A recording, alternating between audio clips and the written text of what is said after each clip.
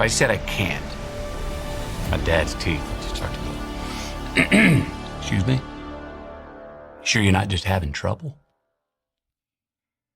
I remember this one time I was going out to do my chores Saturday morning, mow the lawn, and I couldn't get the damn lawnmower to start. Checked everything, couldn't get it to start. I'm going inside, I said, Dad, can you help me out? I can't get the lawnmower started. And he turned around, I saw his molars. And he got up, walked with me through the kitchen, through the garage, out the backyard, went to the lawnmower, messed around, pulled a couple things out, after about 10 minutes, boom, cranked it. And while the lawnmower was running right there, he came over to me and bent down and looked me in the eye and he goes, see, son, you were just having trouble. You need to work on being a good man. Your neighbor down the road is in a difficult place and they can't get their yard mowed. The old lady across the street, the old gentleman across the street, it snows. Just take your shovel and go over and shovel their sidewalk. Just somebody at work, you watch and you look, and people at work, they're going through a hard time. Just, hey, are you all right? Anything I can do to help? Being good is proactive. It's doing something.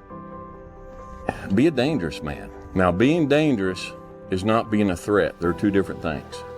All right? And it's not about going out and lifting weights and getting a bunch of tattoos and wearing leather jackets and walking around with your chest and shoulders up, hulking around saying, I'm dangerous.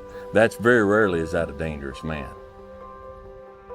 Often the most dangerous man in the room is the quietest man in the room. Third, be educated. Listen, you want to know how to be a man among men? You start following and reading and listening to guys like Jocko Willett, Jordan Peterson, these guys, and start learning. Start reading. The brain is a muscle, and like any muscle, the more you work it, the stronger it becomes. My dad worked for a large corporation, and before he retired, he said to me, don't work for a large company, because when you're 65 or whatever, they're going to retire you and you'll never hear from them again. And that is exactly what happened to my dad. And it was heartbreaking. And he said, look, whatever you do, you're going to have to be patient, because it's not going to happen overnight. If you want to do well, you've got to learn to be good at it. And it could take 20 years, it could take 30 years, but understand that. And I'm like, I'm fine with that. Do you have a plan? You don't have to be rich now, but do you have a plan, right? Have you found means of being confident? Can you demonstrate kindness and excellence across anything? My granddad always said this: the greatest gifts in life are not in the plans, they're in the detours. There is no way I could plan my way to being on the stage. I have failed a lot more and a lot longer than I have succeeded. I didn't originally get the role in Top Gun that I auditioned for, and it's worked out better than I could have ever even imagined. So if you want your life to be a great story, like a great movie, if you want it filled with adventure, comedy, romance, action, thrills, when you go out there and things inevitably don't go according to plan, just remember, that's when your movie's plot is just getting interesting. That's when your protagonist is being tested. That's when the writers are working overtime to give the audience some nail-biting drama. Enjoy things not going according to plan. If you knew the ending, it wouldn't be worth the watch.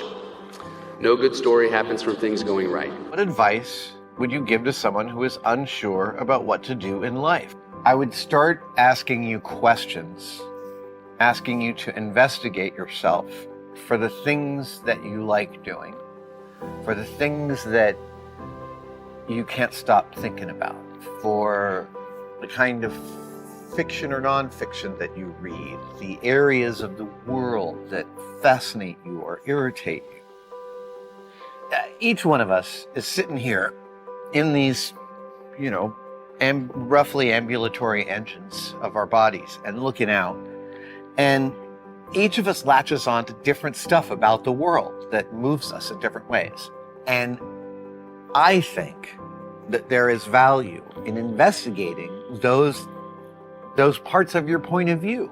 We look down now to 16-year-olds and say, where are you going to go to college? What are you going to do for the rest of your life? And it's like, they're not fully baked yet. How do they know? Give them a break. Just say, look, I think after high school, take a year off, take 2 years off, join the Peace Corps, travel, go figure things out, or just enjoy yourself. For the first time in their lives, they're adults, and they don't have to be somewhere. They're not told to be somewhere. Get used to that freedom. Even at the age of about 7 or 8, you know, in our neighborhood, go round to people's houses, knock on their door and say, can I wash your car? Can I mow the lawn?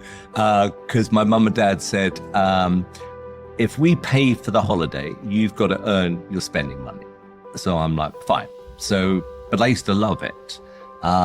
If you got 10 quid for like washing a car, I mean, it was like bingo. It was the best feeling. So the things that always stuck in my mind, and it was quite an odd thing to say to a 12-year-old. He said, everyone in life, Simon, has a sign on their head and it says, make me feel important.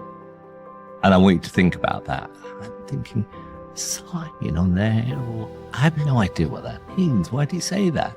Maybe he's had a couple of drinks. And then I forget when I realized what it meant, but boy, did that stick in my mind, which was, if you want to do one in life, it's going to be a team effort, and make sure you recognize every single person on that team.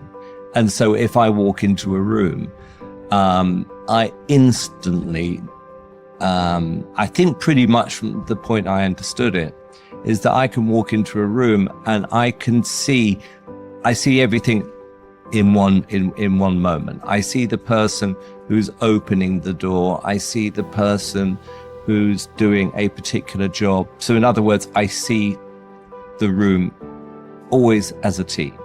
And you did that the minute you walked into this room, because there was 10 people here, from the person that opened the door, the person that got the coffee, the people, taking care of the cameras, and this is rare. And obviously I've done 300 of these conversations. You went around to every single person in this room and took an interest in every single person, it's not typical. First game of my senior year, I break my foot. I come back in 6 weeks and I break my foot a second time. In my mind, my college career was over and my NBA dreams were dead. I averaged 7 points a game. I got offered a $75,000 job because one of our season ticket holders liked me. And I'm gonna close with this. Right before I took the job, my daddy called me on the phone. He would always ask the right questions at the right time. He said, you had a tough year, son, what's next? I said, Daddy, I'm gonna be a hospital administrator, $75,000 job. He said, not bad, son, but can I ask you a question? Do you believe you're an NBA player?